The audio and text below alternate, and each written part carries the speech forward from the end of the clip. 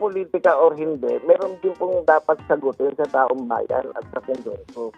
So, ano man po yun, still answerable pa rin po sa dahil kaban po ng bayan yan, hindi naman po yan pera ng sarili niya, di po ba? Palagay po sa konstitusyon yun, tulad po ng Vice President natin. Naniniwala po siya sa mandato niya bilang Vice President. Naniniwala ba siya na ang Kongreso ay merong karapatang mag-scrutinize ng budget ng anumang ehensya? Medyo mahina yata ang tenga ni Vice President eh. Sinabi ko budget eh. Aba, etong mga congressman na ito, kung makapuna sa budget ni VP Sara, akala mo naman sila ay walang ginagawa. Sila nga kung ikukumpara ang kanilang sweldo sa kanilang suot na relo, kung makikita niyo, Rolex, magkano po yan? Itong mga taginting na relo pa lang yan, 2 million. 5,000 pesos cash! Ito. Ayan na, belt pa lang yan 37,000, belt pa lang yan. Masyado na itong magarbong pamumuhay. Ayan Yung isa pang relo, magkano kaya ito? Rolex na Blue Submarine? Aba, ay itong mga taginting na 2.7 million, halos 3 million na po yan. Relo pa lang yan. Paano pa kaya ang bahay nyo? Yung isa sa pinapasikat niya, ibinabalandra niya, wow! Itong mga taginting na 1.7 million pesos! 5,000 pesos cash! Motor pa lang yan. Paano pag yung sasakyan?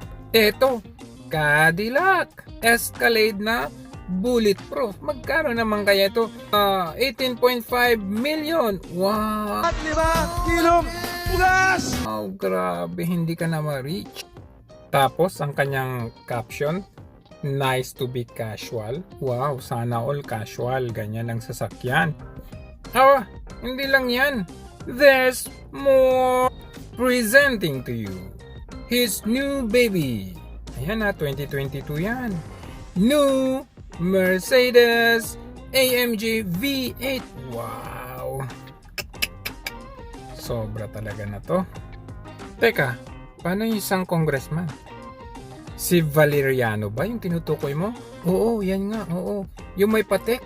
Oo, ayan tingnan mo, patek niya 7.8 million? Relo pa lang yan. At, as usual, hindi lang yan nag-iisa. Tignan nyo naman ang dami. Patek Philippe. Yan, lahat patek Grabe talaga to. Yan 7.8 million.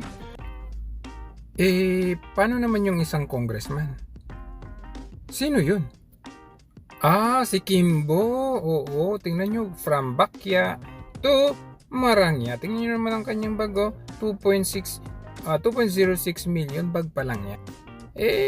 Relo nga, tingnan nyo, 4.5 million pesos. Grabe talaga.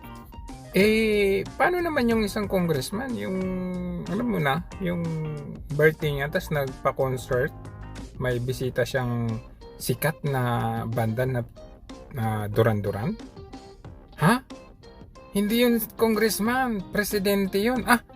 Presidente pala yun? Oo, si Marcos Jr. yan. Ano ka ba? Hindi yan congressman. Tignan nyo naman, ayan. 67 years old na, party boy pa rin, Grabe. 50 million pesos ang talent fee ng mga yan. Oo. Paano naman yung isang congressman? Balita ko may congressman nang humingiwi din daw para itong singiwi na presidente na to. Sino yun? Si Congressman Dan Fernandez pala. Ayan ayaw nga. Humingiwi. Pambihira. Hindi pala tayo nasa Republic of the Philippines. Nasa Ngiwi Republic na pala po tayo. Naku, delikado. Pinapalibutan na pala tayo ng mga bangag. Naku! Kawawang bagong Pilipinas.